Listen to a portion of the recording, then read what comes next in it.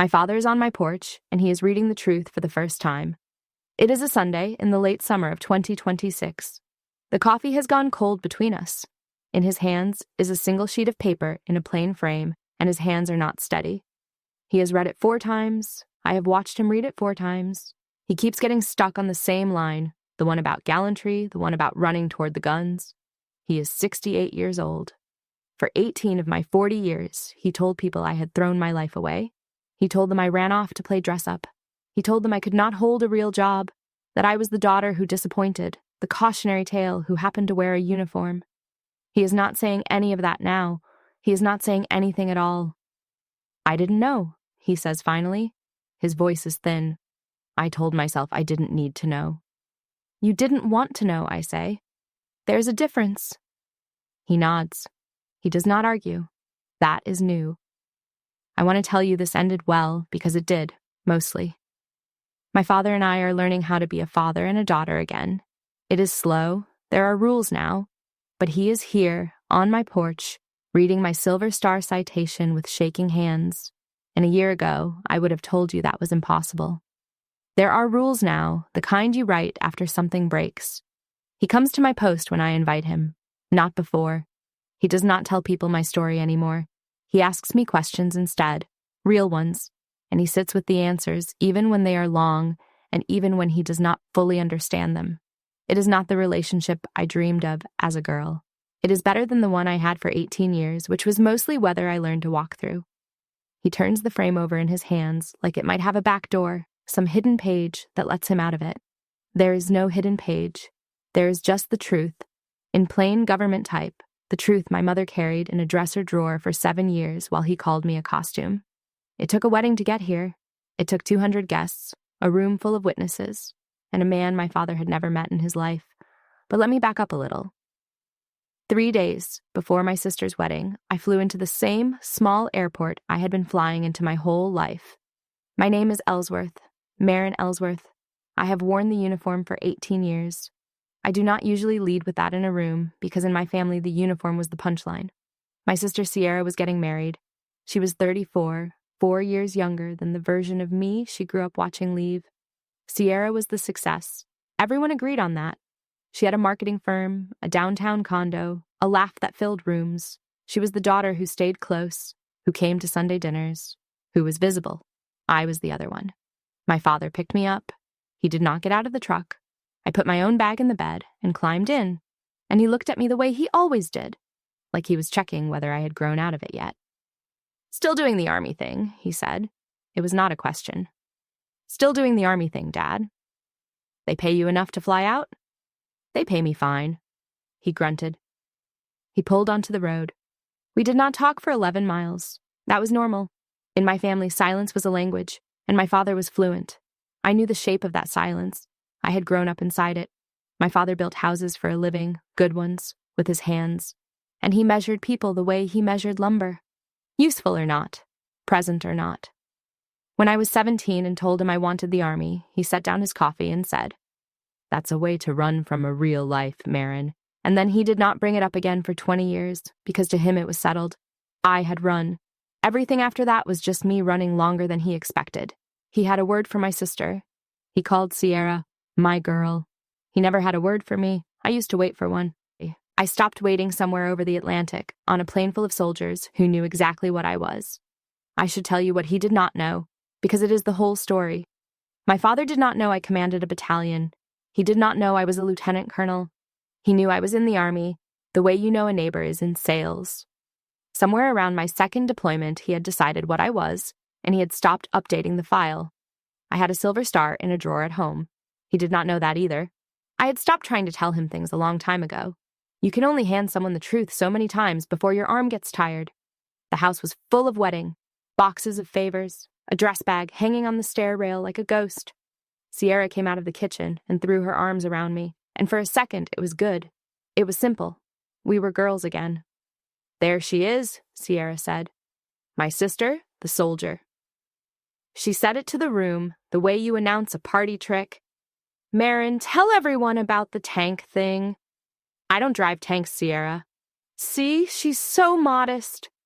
She was already turning away. She loved me.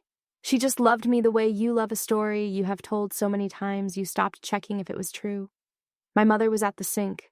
Maureen Ellsworth is 65. She is quiet in the way that gets mistaken for weak. People had mistaken it my whole life. I had mistaken it too. She dried her hands. She looked at me longer than my father had. Then she did something she did not usually do. She put both hands on my face. "Look at you," she said softly. "Colonel." I blinked. "Where did you hear that word?" "I hear things?" She glanced at the doorway to make sure my father was not in it. "Your father is who he is, Marin. That doesn't make him right. I want you to know I've always known that." "Mom." "I kept some things," she said. "Over the years. When the time comes, you'll know I never believed him." She patted my cheek once and went back to the dishes, and I stood there not understanding what she meant. I would understand it in 3 days, in front of everyone. That night, Sierra came into my old room and sat on the end of the bed, the way she used to when we were girls. She had a glass of wine and her veiled questions and a nervous energy that made her seem 18 again. "I can't believe you're here," she said. "You're never here. You're always somewhere I can't picture." "I'm here," I said. She pulled her knees up. "Do you ever think we don't really know each other? Like, at all?"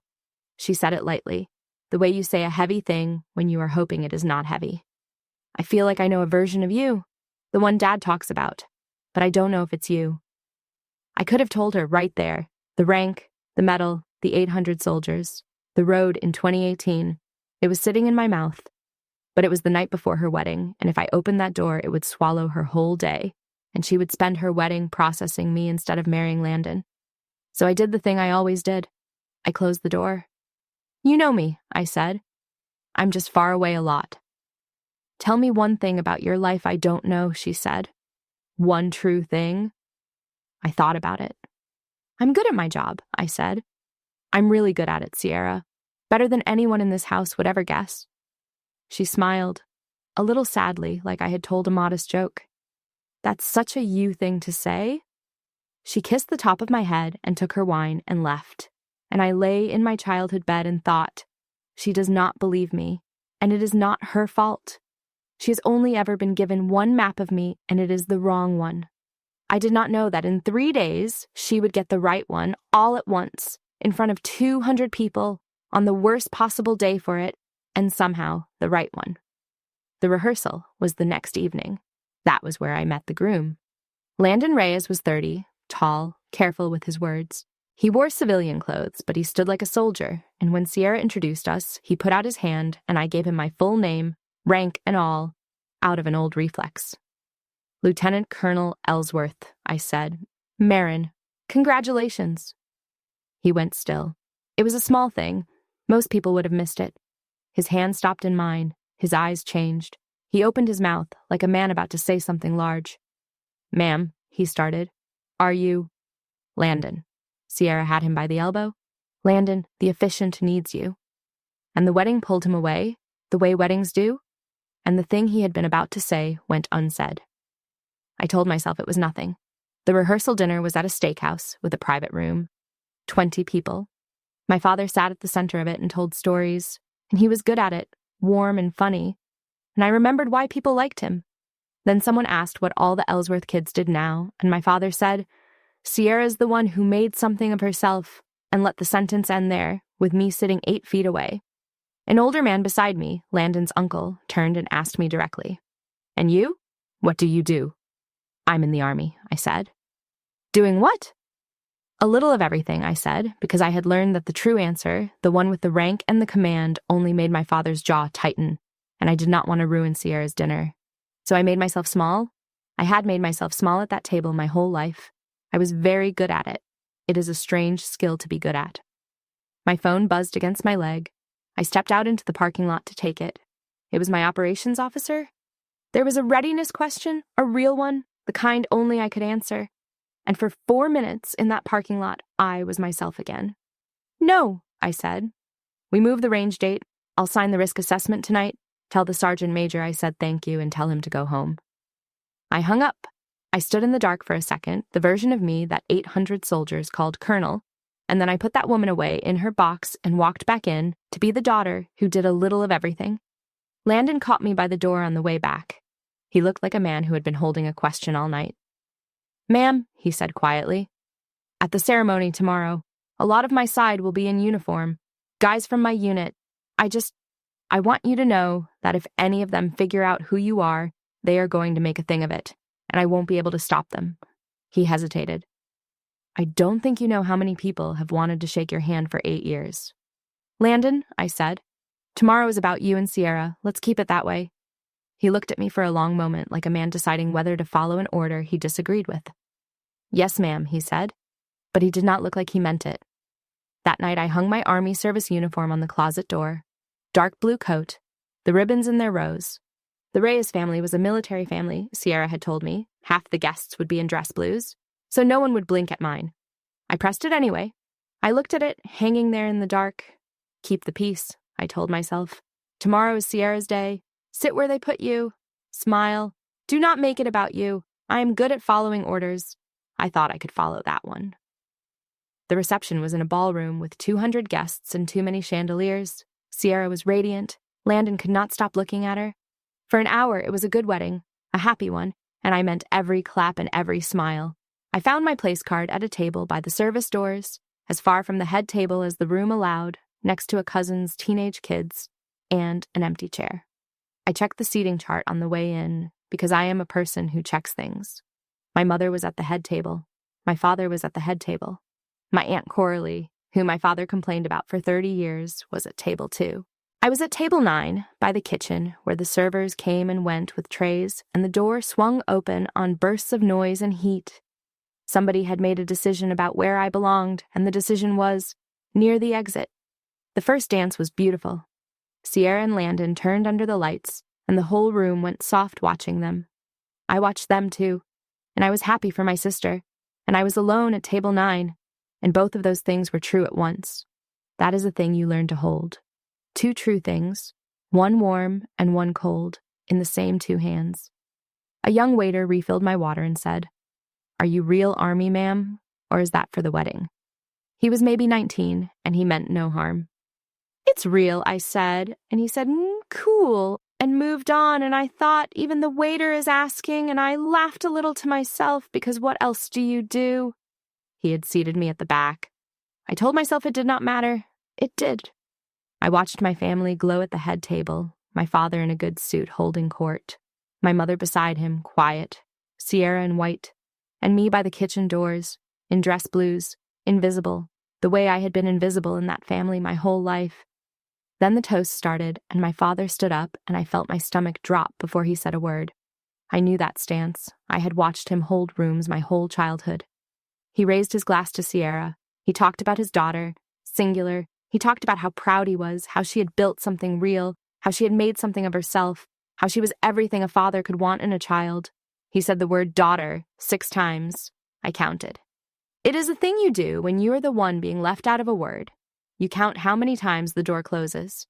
It was a lovely toast, warm, funny, the room loved it. It was also a wall, and I was on the other side of it, and everyone was smiling at the wall because from their side it looked like a nice speech. At my table, my Aunt Coralie leaned over. Coralie is 60 and kind and a little deaf, and she meant no harm at all. "Marin, honey," she said, loud enough to carry, in a lull between sentences. "Where do you fit in all this? What is it you do again?" And my father heard her, and he laughed. "Let's not pretend," he said, to the whole room, glass in his hand. "I only have one real daughter. The other one ran off to play dress-up in a uniform." The room laughed. Not everyone, but enough. Sierra smiled into her champagne. She did not defend me. She just let it sit there and glow because it was her day and the water was warm and she had heard this joke her whole life. I folded my hands in my lap. I stayed still. I have been shot at. I have made decisions in seconds that people lived and died by. I have stood in front of formations and delivered news that broke men. And I want you to understand, nothing in 18 years of service prepared me for how small a room of 200 people can make you feel with one sentence from your own father. I did not cry. The Army teaches you to stand still while things explode. Observe, do not detonate, collect the facts. So I collected them. My father laughing, my sister glowing. 200 guests, some laughing, some not. The teenage cousin next to me, a boy of maybe 15, leaned over. "That's messed up," he whispered. "He didn't have to say that." I patted his arm. Even a 15-year-old could see it. That is the thing about cruelty done in the open. Everyone sees it. Most people just decide it is not their business, and the water closes over it, and the person it landed on is expected to smile so the party can keep its shape. I picked up my water glass so my hands would have a job. I looked at the tablecloth. I did the arithmetic of the evening the way I do the arithmetic of anything that hurts. 2 more hours, cake, then the send-off. Then I could go back to the hotel and be a colonel again in an empty room. I could survive 2 hours. I had survived worse in worse places. This was just a ballroom. Nobody here was shooting. I told myself all of that. And then the room began to change, and none of my arithmetic mattered because I had not accounted for the one variable I never account for, which is that sometimes the truth has friends in the room. Aunt Coralie was not laughing. She frowned. "Douglas, that's your girl right there in the blues. That's a nice uniform." "That's a costume, Coralie," my father said, and drank. I looked down at my hands, and that was when I noticed the table that had gone quiet. It was a table of young men and women in dress blues, off to my left, friends of the groom. They were not laughing. They had stopped talking. One of them, a young sergeant, was staring at me with an expression I could not read, and then staring at my father with an expression I could. And at table 3, a silver-haired man in a dark suit set down his napkin. He was old, 70 or more, but he moved like the floor belonged to him. He put both hands flat on the table. He pushed his chair back. He stood. The room did not know it yet, but it was about to turn. The silver-haired man buttoned his jacket. He was not loud. He did not need to be. When a man like that stands up, rooms find him on their own. "Excuse me," he said. My father, still smiling, still warm with his own joke, looked over. "Sir, we're doing toasts." "I know," the man said. "I heard yours." He let that sit. Then he said, level and cold, the way you speak when you have decided something. "Sir, do you have any idea who you just insulted?" My father laughed again, but it was smaller now. "She's my daughter. I think I know her." "You don't," the man said. "Not one bit." And then he did the thing that changed the room. He turned slightly toward me, and he came to attention. I have to explain what that means, because if you have never seen it, you will not understand what it did. It is not a bow. It is not applause. It is a man putting his body into a shape that says, "In the presence of what this person has done, I will not slouch." At the table of young officers, the sergeant stood. He did it fast, the way you stand when a superior enters, without deciding to. Then the man next to him. Then a young woman in captain's bars set down her fork and rose. Then all of them, chairs scraping the floor, coming up out of their seats and turning toward me.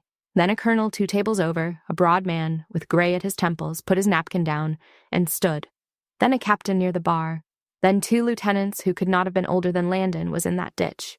Across the ballroom, one at a time and then all at once, the people in dress blues stood, and they came to attention, and they faced me. 20 of them. Maybe 30.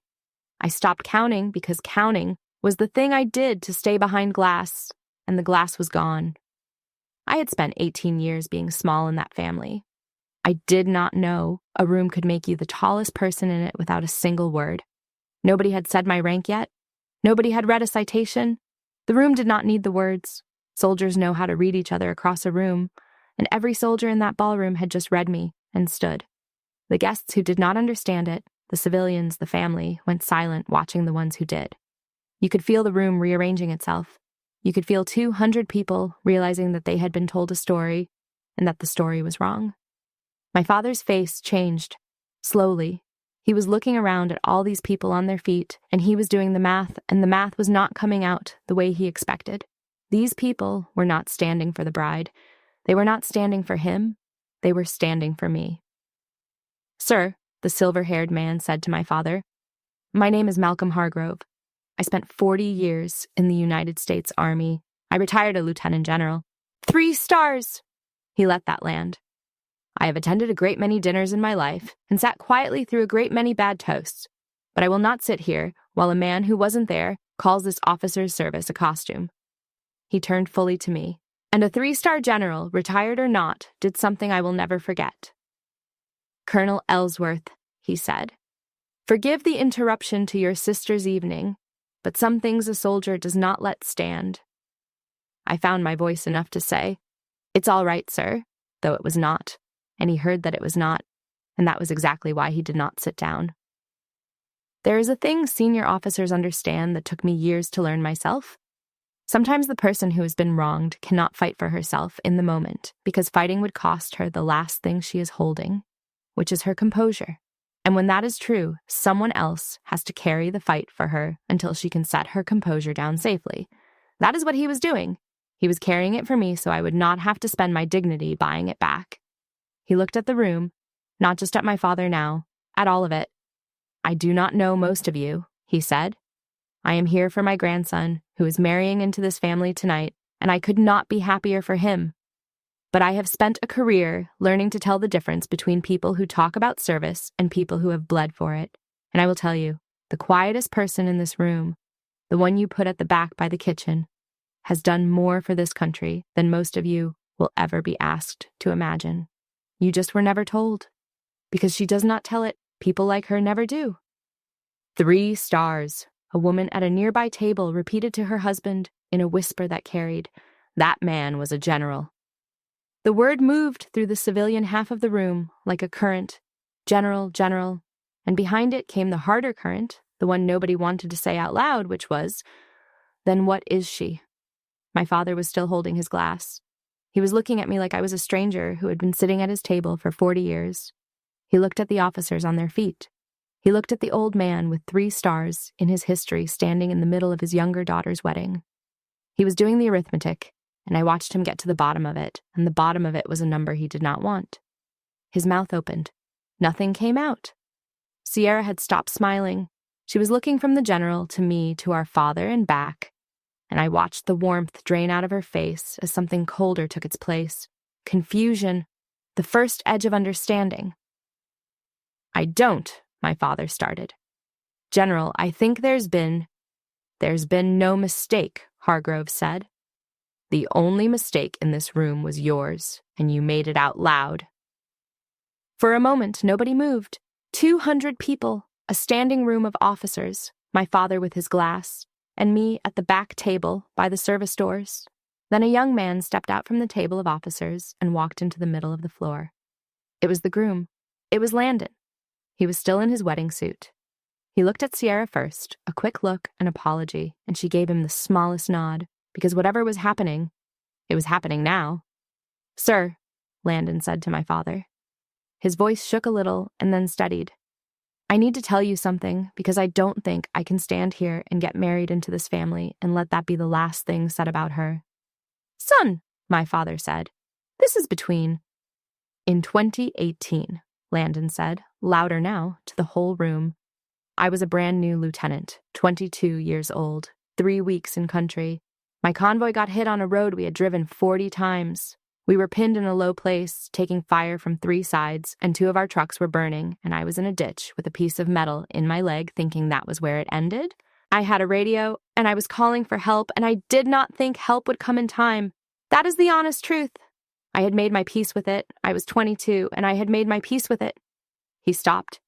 His jaw worked. Sierra had come down from the head table and was standing near him now, her hand on his back, and he leaned into it and kept going. "There was a quick reaction force 20 minutes out," Landon said. 20 minutes, when you are on that road, is a lifetime. It is 100 lifetimes. But they did not take 20 minutes. Somebody pushed that force through the worst ground on the map and got to us in half that. And then the officer leading it got out of the vehicle, on foot, into it, to reach us. The room was silent. Even the general was still. And somebody came for us, Landon said. On foot, into the fire, leading a relief force that was not required to come as fast or as far as it did. Pulled 2 of my wounded soldiers out with her own hands. Held a road open long enough for us to get out. He turned and looked at me. I have spent 8 years wanting to thank the officer who did that. I did not know until this rehearsal that she was going to be my sister-in-law. I could not speak. I want to be honest with you about that. 18 years of keeping my face still, and I could not make a sound. Landon looked back at my father. The person who came for us, sir, was your daughter. I am alive because of her. So is my sergeant. And the young sergeant from the table, the one who had stood first, said, Both of us, sir. His voice cracked on it. He wiped his face with the back of his hand and did not care who saw. Staff Sergeant Beale, sir. I was 19. I was the second man she pulled out. I was heavier than I look, and she carried me 40 meters and never dropped me and never left. I did not know her name for 6 years, sir. I called her, in my head, I just called her the one who came. I have a boy now, he is 2. And I have spent 2 years not knowing what to tell him about the person who is the reason he exists. He looked at me and his voice went to almost nothing. I know your name now, ma'am. My son is going to know it too. Somewhere in the room, a woman was crying, quietly. It was not me. I was holding the edge of the table. I want to tell you what that felt like, because I have thought about it a great deal since. For 18 years, I had carried the worst day of my life in silence, because you do not talk about those days, because the men who were there do not need you to, and the people who were not there cannot understand. My father filled that silence with a lie, because silence to him was proof of nothing, and nothing was easy to sneer at. And now, in a ballroom, in front of my family, the silence was being filled the other way by the very men who had been on the road with me, and it was almost too much to stand inside of. I had wanted for 18 years one person in my family to simply believe me. I had not dared to want this. This was not belief. This was witness. The general spoke into the quiet. I signed the recommendation for her Silver Star, Hargrove said. I have put that medal on exactly 4 soldiers in 40 years of service. 4, she is one of them. I do not forget the 4. He looked at my father with something that was not quite contempt and was worse, because it was pity. You have been living in a house with one of them, and you called her a costume. My father sat down, not gracefully. His legs seemed to decide it for him. He sat down hard in his chair at the head table, and he stared at the white tablecloth. And for the first time in my life, I saw my father have no words at all. I stood up. I did not stand for a speech. I stood because I could not let the room keep going the way it was going. This was Sierra's wedding. Landon's wedding. Not a coronation. Not a trial. Thank you, sir, I said to the general. My voice came back to me. Truly. And Landon, Staff Sergeant Beale. I had to stop for a second. It is the honor of my life that you are alive. But please, everyone, sit down. This is Sierra and Landon's day, and I would like it to stay that way. Ma'am, Staff Sergeant Beale said, still on his feet. With respect, we will sit when you order it, not before. A few of the younger ones almost smiled. It was the kind of line soldiers used to say a serious thing sideways. Then that's an order, Sergeant, I said. Sit down and eat your dinner. That's the first order I've given at a wedding, and I'd like it to be the last. That did make them smile. The general held my eyes for a moment longer. There was something in his face that I have thought about many times since, a kind of quiet approval that had nothing to do with the medal and everything to do with what I had just chosen not to do at the moment. He had handed me a loaded room. I had chosen to unload it. He knew exactly what that cost and exactly what it was worth. Then he inclined his head, the way one soldier acknowledges another, and he sat, and the room sat, slowly, in waves. Everyone sat except my father, who was already sitting, alone, at the head of a table full of people, more alone than I had ever been at the back of that room. Here is the thing about a lie that has stood for 18 years. When it finally cracks, it does not crack quietly. It comes apart in pieces, and every piece has a date on it. The room had sat back down, but the wedding did not simply resume. It could not. Something had been said that could not be unsaid, and the family, my family, was sitting in it. It was Sierra who said the next true thing. She stood up at the head table. She was pale. She looked at our father, and then she looked at me down the length of the room, and her voice was not the bright party voice she used to introduce me. It was small. Dad, Sierra said, you told us she was a supply clerk. You told us she couldn't hack it and came home. You told us that for years, at every dinner, when people asked. Her lip trembled. 2 months ago, at the shower, Landon's aunt asked me what my big sister did, and I said she does paperwork on a base somewhere. We're not really close. I said that. About her. She pointed down the room at me, and her arm was shaking. I said we're not close like it was her fault. Like it was something she did. I never said clerk, my father said, but it was weak. You said less than clerk, said Aunt Coralie, and her voice was not confused anymore. It was hard. Douglas, I have sat at your Thanksgiving table for 30 years and heard you call that girl a runaway and a disappointment, and I nodded along because you say things with such confidence. Shame on me, but shame on you first. An uncle at table 4 stood up next, not to make a speech, just to be counted. I owe you an apology, Marin, he said across the room. I told my own kids you were the one who couldn't get her life together, I used you as a warning to my children." He shook his head like he could shake the years off.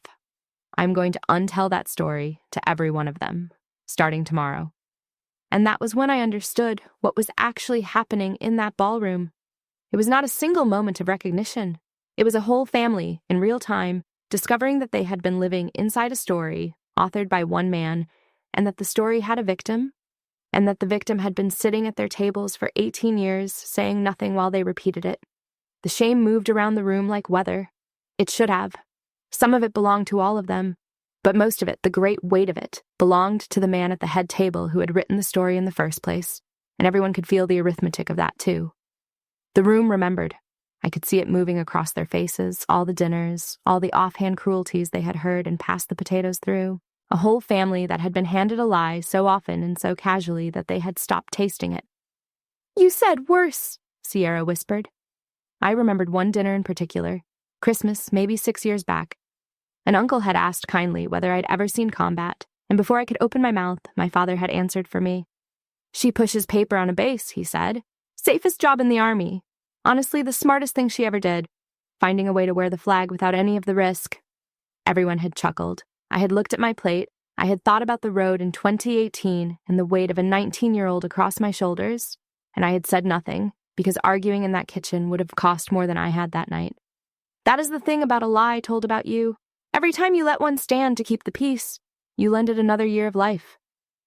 "I want to defend myself," my father said suddenly to the room. His voice was not confident anymore. It was the voice of a man who has just noticed the floor is gone. "I raised these girls. I paid for this wedding. I have a right to say my piece."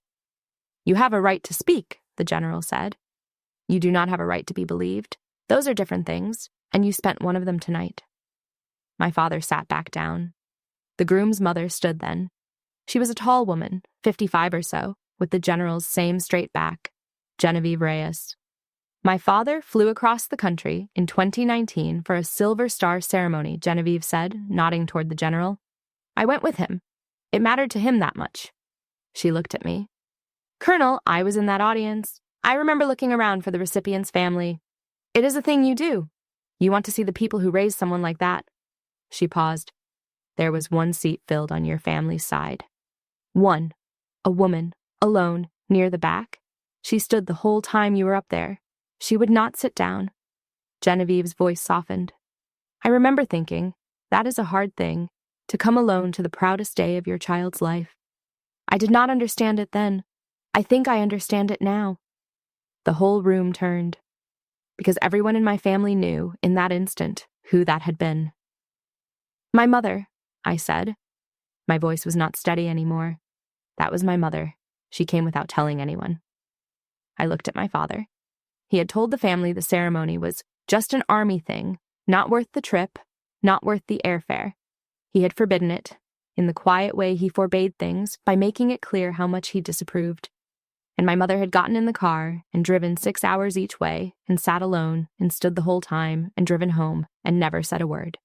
For the first time in my life, the story my family told about me and the story the army told about me were being read out loud, side by side, in the same room. And only one of them was true. Everyone could hear which one. My father's hands were flat on the table now. He was not looking at anyone, and every eye in that ballroom moved slowly from my father to the quiet woman beside him. My mother had already reached down for her bag. My mother stood up. She is not a tall woman. She has spent 40 years being talked over at that table. But she stood and she waited until the room was hers, and then she reached into her bag and took out a flat parcel wrapped in a cloth napkin, the kind she keeps for good. "I have kept this in my dresser for 7 years," she said, "under the linens where he doesn't look." She unwrapped it with steady hands. There was a folded program, cream-colored, worn soft at the creases from being opened and closed 100 times.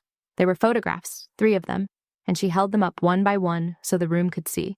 Me on a stage in my dress uniform, me shaking the hand of a general, me at the moment the medal went on, my eyes fixed on the middle distance the way they teach you, my jaw tight because I was not going to cry in front of the formation.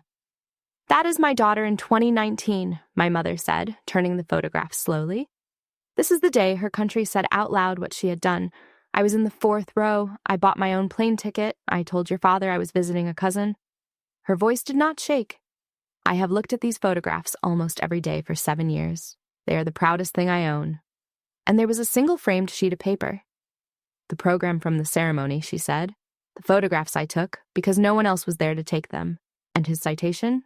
Marin's citation? She looked at my father. I attended in 2019 because someone in this family had to be able to say they were there. I never told you. You would have made it a fight, and I was too tired to fight you, Douglas. So I just went.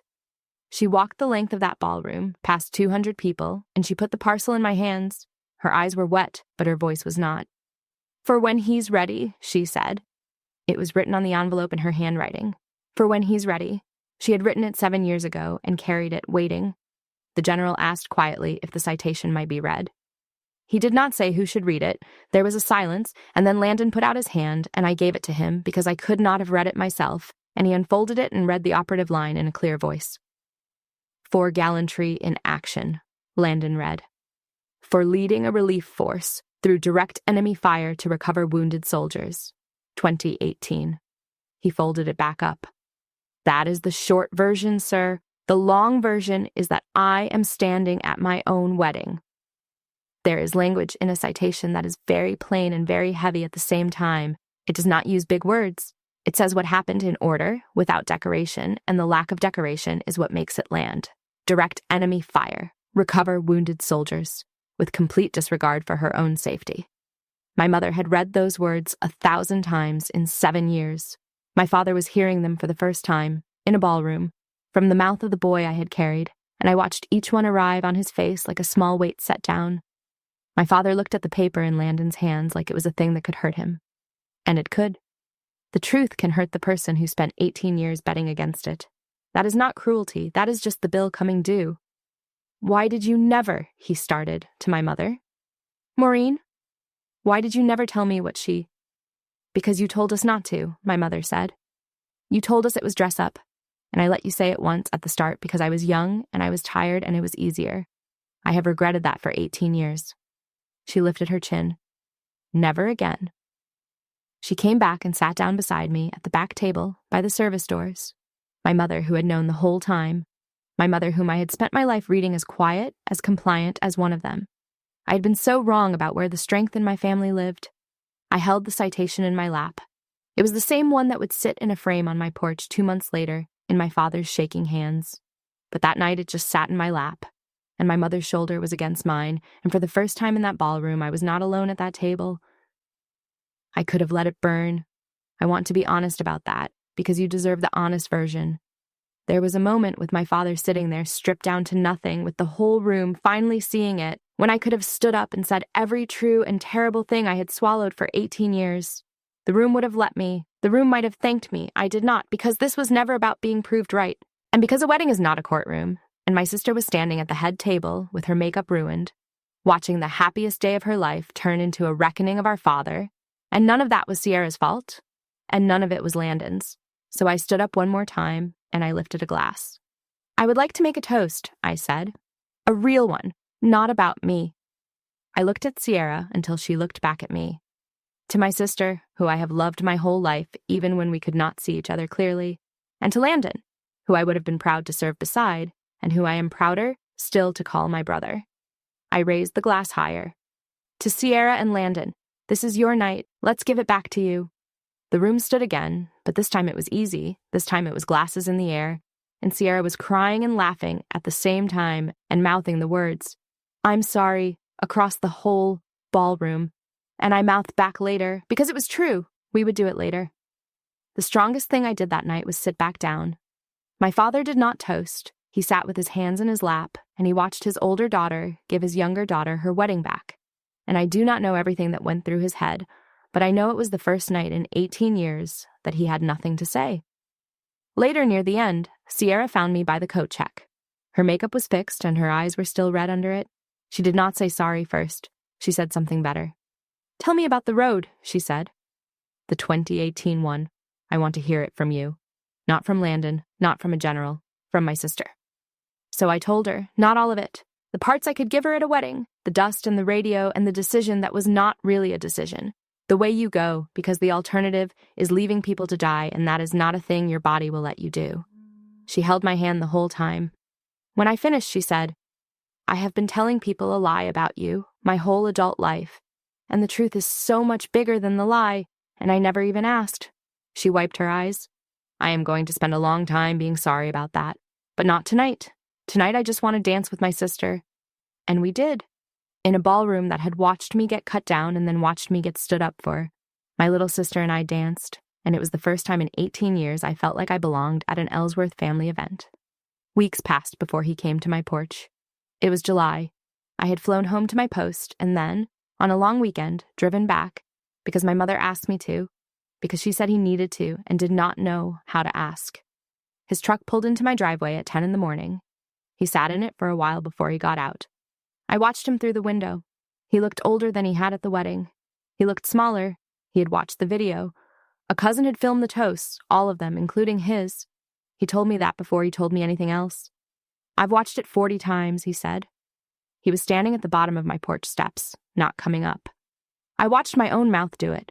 I heard my own voice call you a costume in front of a general, in front of the boy you saved." He shook his head slowly.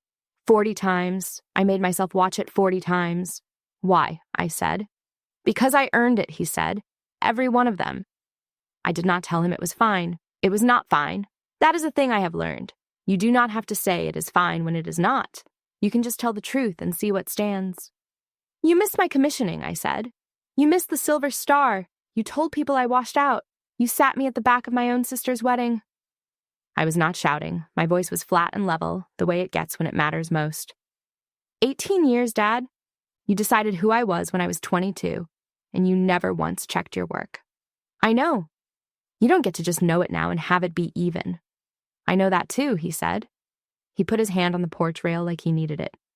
You want to hear the worst part? I was proud of you once. When you were small, you climbed everything. You never quit anything. And then you told me you were leaving, and I decided that being proud of you would hurt too much if you were far away, so I turned it off. Like a breaker, I turned off being proud of you so I would not have to miss you. And then I spent 18 years pretending the room was dark because there was nothing in it, instead of because I flipped the switch. I had not expected that. I had prepared for excuses. I had not prepared for the truth, and the truth is harder to stand in front of than a lie because you cannot push against it. That's the most honest thing you have ever said to me, I said. I know, he said. It's 40 years late. I don't expect that, he said, when I did not answer, meaning forgiveness, meaning the fast kind. And he looked up at me, and his eyes were wet, and my father is not a man who cries. I was wrong about you for 18 years, Marin. I don't expect you to forgive that fast. I don't expect you to forgive it at all. I just needed you to hear me say, I know exactly what I did. I stood on my porch, and I looked at my father, and I made a choice. We start slow, I said. Very slow. You don't get all of it back because you cried once. Okay. And you come to the next ceremony. Whatever it is. Change of command, promotion, whatever comes. Front row, in a chair I can see from the field. He nodded, fast, like a man grabbing a rope. Front row. Then come up and have a coffee, I said. We'll start there. He came up the steps. I brought out the citation in its frame, the one my mother had carried for 7 years, and finally handed me at a wedding. And I set it on the table between us, and I let him read it. 4 times. His hands shaking, getting stuck on the line about running toward the guns. Were you scared? He asked when he finally set it down. It was not the question I expected. It was almost a child's question. It was, I realized, the first real question he had ever asked me about my life. Every time, I said. You do it scared. That's the whole job. Anybody who tells you they weren't scared wasn't paying attention. He nodded slowly. I don't know how to talk to you about this, he admitted. I don't have the words. I don't know what any of it was like. I made sure I didn't know for 18 years. You don't have to have the words, I said. You just have to stop pretending there's nothing to have words about. That's the whole difference, Dad. You don't have to understand it. You just have to stop calling it a costume. I'll never call it that again, he said. As long as I live. I know, I said. And I found, to my own surprise, that I did know. That is the thing about a man who has been forced to watch himself do the worst thing he ever did. 40 times, on a phone screen. Something in him had actually changed. Not everything, but something load-bearing. Forgiveness, I have decided, is not a gift I owed him. It was a door I chose to leave open with a lock that I hold the key to. Those are different things. It took me 40 years to learn the difference. The reconciliation did not happen all at once. Good ones never do. Sierra called me the week after her honeymoon. She did not make excuses. That was the thing that mattered. I repeated it because it was easier than asking, she said. For years, every time someone asked what my big sister did, I said Dad's version because Dad's version came with a laugh, and the real version came with questions I didn't know the answers to. I never asked you a single real question about your life. I'm ashamed of that. You were a kid when it started, I said. I'm not a kid now. A pause. I want to actually know you, Marin, the real you, not the party trick. Then come visit the battalion, I said. See what your sister does all day. Bring earplugs. It's loud. She laughed, wet and real. I'll bring earplugs. Landon and I talk now, soldier to soldier, the way I never got to talk with anyone in my family. He sends me pictures of Sierra. I give him advice about his career that he pretends he does not need.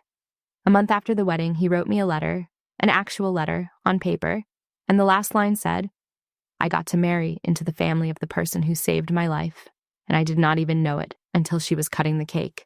I will spend the rest of my life making sure your name gets said right in this family. I keep that letter in the same drawer where I used to keep the silver star, back when I kept it hidden.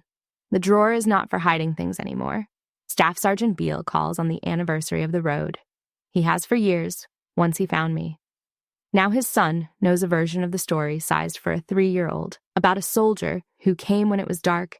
Someday the boy will get the whole thing. He will get my name. That is a kind of immortality I never asked for and will never be able to repay. And my mother. I drove out to see my mother alone, a few weeks after the porch. We sat in her kitchen, the same kitchen where she had put her hands on my face and called me Colonel. I had spent my whole life thinking she was one of them. I had been so wrong I could hardly stand it. You drove 6 hours each way, I said. You sat in that ceremony alone.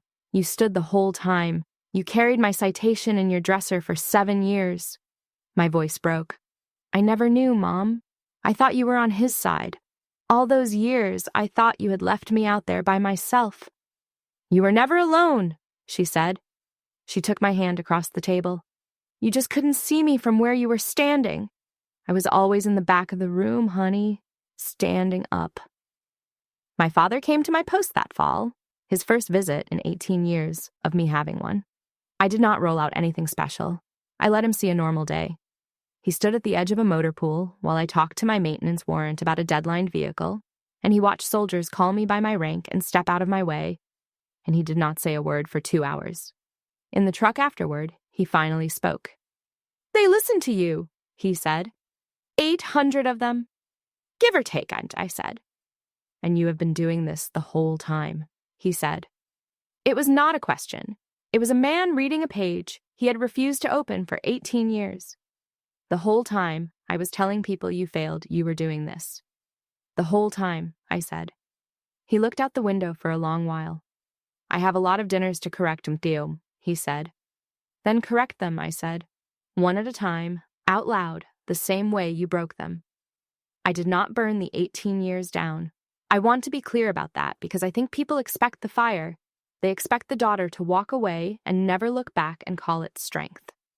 I built a door instead, a door with a lock that I hold. And then I chose, on my own terms, in my own time, to leave it open. My father earns his way through it, one visit at a time. My mother never needed to. My sister is learning the difference between a story and a person.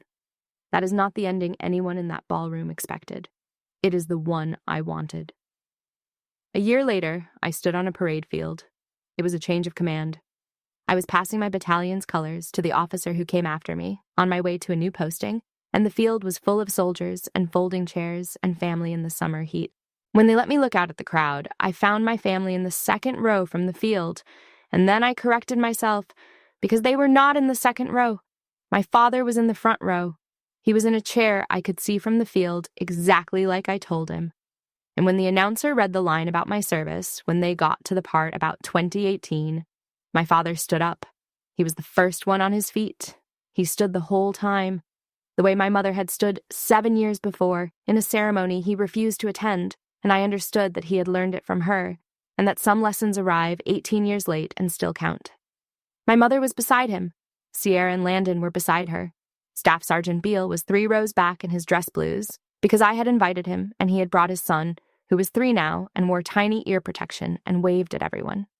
And at the end of the front row, in a dark suit, sat an old man with silver hair who had driven himself 4 hours to be there. Because when I called to invite him, Lieutenant General Malcolm Hargrove had said, "Colonel, I have stood up for you once in a ballroom. I would be honored to sit down for you on a parade field." I did not cry on the field. I saved it for the car. But I will tell you, when I looked at my father standing in the front row, I did not feel like the daughter who threw her life away. I felt like the daughter who came home. After the ceremony, he came up to me on the field, in front of my soldiers, and he did not make it about himself. He shook my hand, and then he thought better of it and pulled me into a hug, a stiff one, a first attempt at a thing he had not done in a very long time. "I'm proud of you," he said into my shoulder, and the word landed on 18 years of its own absence. "I should have said it every day of your life. I'm going to try to make up the count." I told him, "You cannot make up a count like that," and he said, "I know, I'm going to try anyway." And that, in the end, is the whole of it. Not that the years came back. They do not come back. But that a man decided to spend the rest of the years he had left telling the truth he had spent the first ones denying. My mother stood a little apart watching us. And when I caught her eye, she did not smile big. She just nodded once, the way one soldier nods at another across a room, the way General Hargrove had nodded at me in that ballroom. The nod that says, "I see exactly what this cost you, and I am not going to cheapen it with noise." She had been in the back of the room my whole life, standing up.